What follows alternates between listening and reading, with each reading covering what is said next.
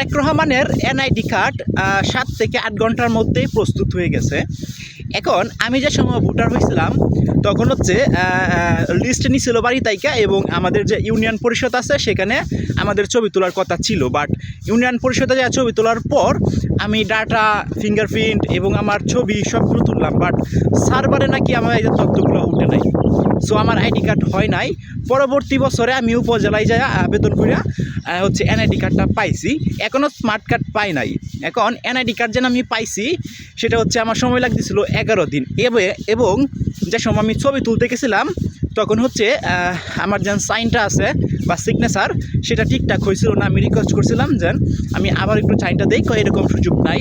এবং ছবি যে সময় তুলছিল আমার ছবিটাও এমনভাবে সুন্দর হয় নাই। সো কালকে দেখলাম তারেক রহমানকে বলতেছে 2বার সাইন দিচ্ছে, আবার হচ্ছে ছবিটাকে সুন্দরভাবে তুলতেছে।